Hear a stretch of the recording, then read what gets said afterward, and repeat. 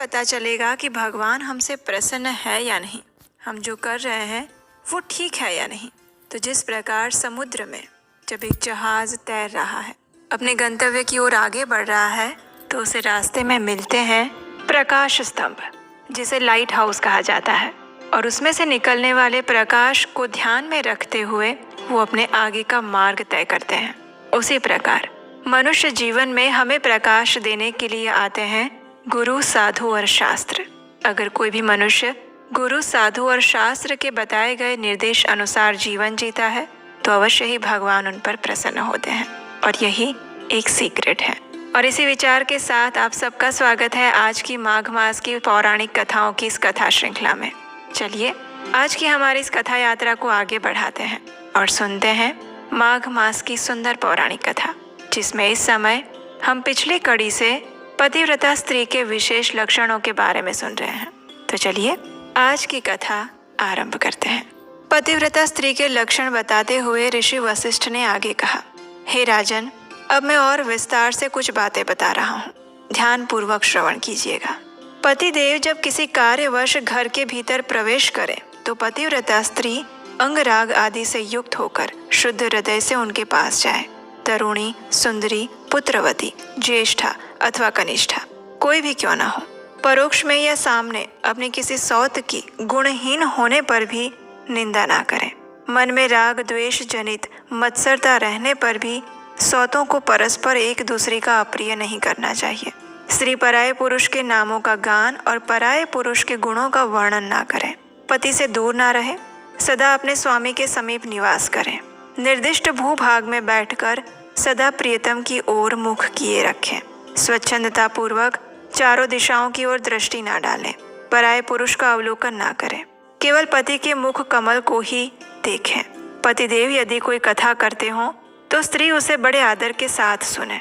पति बातचीत करते हों तो स्वयं दूसरे से बात ना करें। अगर स्वामी बुलाएं तो शीघ्र ही उनके पास जाएं। पतिदेव उत्साह पूर्वक गीत गाते हों तो प्रसन्न चित्त होकर सुने। अपने प्रियतम के नृत्य करते समय उन्हें हर्ष भरे नेत्रों से देखें।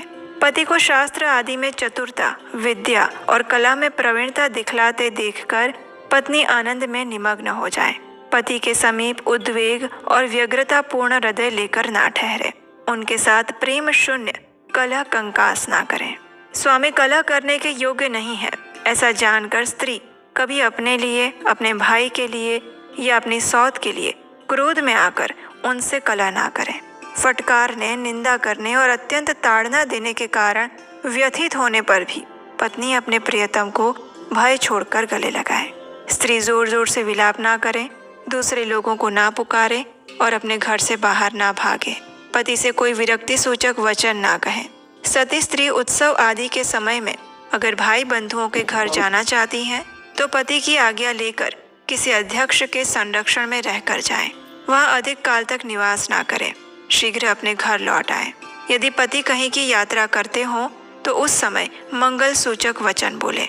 न जाइए ऐसा कहकर पति को ना तो रोके और ना यात्रा के समय रोए। पति के परदेश जाने पर स्त्री कभी अंगराग ना लगाए। केवल जीवन निर्वाह के लिए प्रतिदिन कोई उत्तम कार्य करें। यदि स्वामी जीविका का प्रबंधन करके परदेश में जाएं तो उनकी निश्चित की हुई जीविका से ही गृहिणी को जीवन निर्वाह करना चाहिए। पति के ना रहने पर स्त्री सास ससुर के समीप ही शयन करे और किसी के नहीं। वो प्रतिदिन प्रयत्न करके पति के कुशल समाचार का पता लगाती रहे। स्वामी की कुशल जानने के लिए दूत भेजे और प्रसिद्ध देवताओं से याचना करें। इस प्रकार जिसके पति परदेश गए हों उस पतिव्रता स्त्री को ऐसे नियमों का पालन करना चाहिए। वो अपने अंगों को ना धोए, मैले कपड़े पहनकर रहे, बिंदी और अंजन ना लगाए, गंध और माला का भी त्याग करे, नख और केशों का श्रृंगार ना करें, दांतों को ना धोए। प्रोषित भर्तृ का स्त्री के लिए पान चबाना और आलस्य के वशीभूत होना बड़ी निंदा की बात होती है।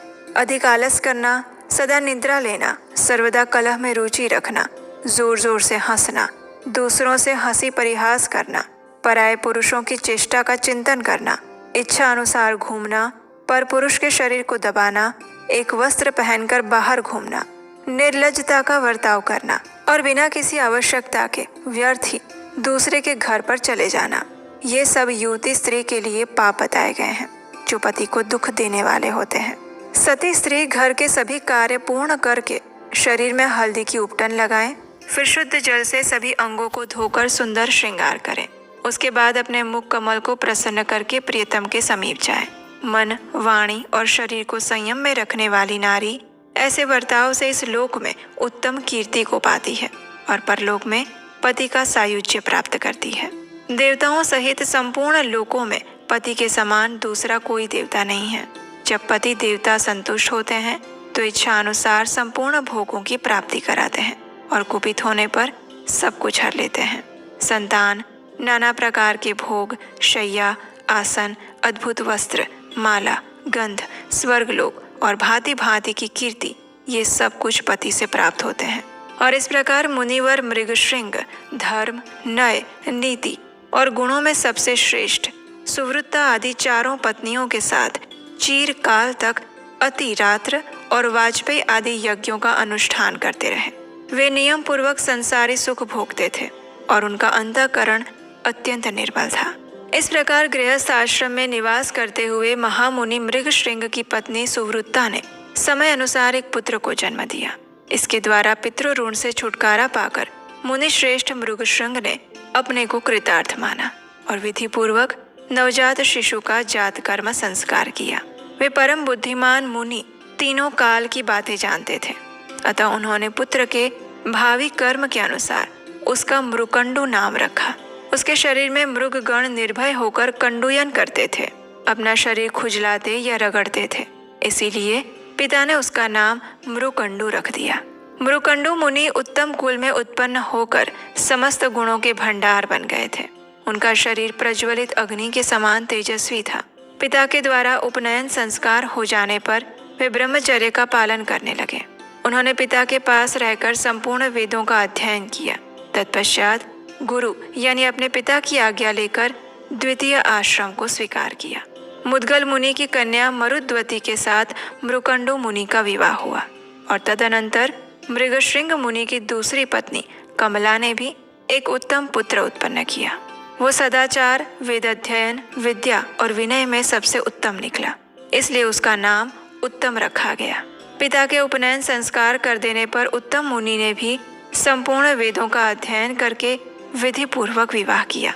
कमनीय केश कलाप और मनोहर रूप से युक्त, कमल के समान विशाल नेत्र और कल्याणमय स्वभाव वाली कण्व मुनि की कन्या कुशा को उन्होंने पत्नी रूप में ग्रहण किया। विमला ने भी सुमति नाम से विख्यात पुत्र को जन्म दिया। सुमति भी संपूर्ण वेदों का अध्ययन करके गृहस्थ हुए। उनकी स्त्री का नाम सत्या था। तत्पश्चात सुरसा के गर्भ से भी एक पुत्र का जन्म हुआ, जिसका नाम सुव्रत था। सुरसा कुमार सुव्रत ने भी संपूर्ण वेदों का अध्ययन समाप्त करके द्वितीय आश्रम में प्रवेश किया। पृथु की पुत्री प्रियमवदा सुव्रत की धर्मपत्नी हुई। पिता ने अपनी सभी पुत्रों से पर्याप्त दक्षिणा वाले यज्ञों का अनुष्ठान करवाया। वे सभी पुत्र सेवा और शुश्रूषा में संलग्न होकर प्रतिदिन पिता का प्रिय करते थे। उत्तम लक्षणों वाली पुत्र वधुओं, वेदों के परगामी कल्याणमय पुत्रों और उत्तम गुणों वाली धर्म पत्नियों से सेवित होकर मृगशृंग मुनि गृहस्थ धर्म का पालन करने लगे। सुमति, उत्तम और महात्मा सुव्रत को भी पृथक पृथक अनेक पुत्र हुए, जो वेदों के पारगामी विद्वान थे। माघ मास आने पर मुनिवर मृगशृंग अपनी धर्म पत्नियों, पुत्र वधुओं, पुत्रों और पौत्रों के साथ प्रातःकाल स्नान करते थे। वे एक माघ मास भी व्यर्थ नहीं जाने देते थे। माघ मास आने पर स्नान, दान, शिव की पूजा, व्रत और नियम ये गृहस्थ आश्रम के आभूषण हैं। ये सोचकर वे द्विजश्रेष्ठ प्रत्येक माघ मास में प्रातः स्नान किया करते थे। इस प्रकार सांसारिक सुख सौभाग्य का अनुभव करके उन महामुनि ने अपनी धर्म पत्नियों का भार पुत्रों को सौंप दिया और गार्हपत्य अग्नि को अपने आत्मा में स्थापित करके फिर पुत्र के पुत्र का मुख देखा और अपने शरीर को अत्यंत जराग्रस्त जानकर तपोनिधि मृगशृंग ने तपस्या करने के लिए तपोवन में प्रस्थान कर दिया। वहाँ पत्ते चबाने, छोटे छोटे तालाबों में जल पीने, संसार से उद्विग्न होने और रेतीली भूमि में निवास करने के कारण वे मृगों के समान धर्म का पालन करने लगे। मृगों के झुंड में चिरकाल तक विचरण करने के पश्चात उन्होंने ब्रह्मलोक प्राप्त कर लिया। वहाँ 4 मुख वाले ब्रह्मा जी ने उनका अभिनंदन किया मुनिवर मृगशृंग दिव्य सिंहासन पर विराजमान हुए और अपने द्वारा उपार्जित उपमा रहित अक्षय लोकों का सुख भोगने लगे। तत्पश्चात एक समय प्रलय काल के बाद श्वेत वाराह कल्प में वे पुनः ब्रह्मा जी के पुत्र रूप से उत्पन्न हुए और उस समय उनका नाम रुभु हुआ और उन्होंने निदाघ को कल्याण का उपदेश दिया। अब इस दूसरे जन्म में ऋषि मृगशृंग और उनकी जीवन कथा कैसी है वो हम सुनेंगे हमारी इसी माघ मास कथा श्रृंखला की अगली कड़ी में।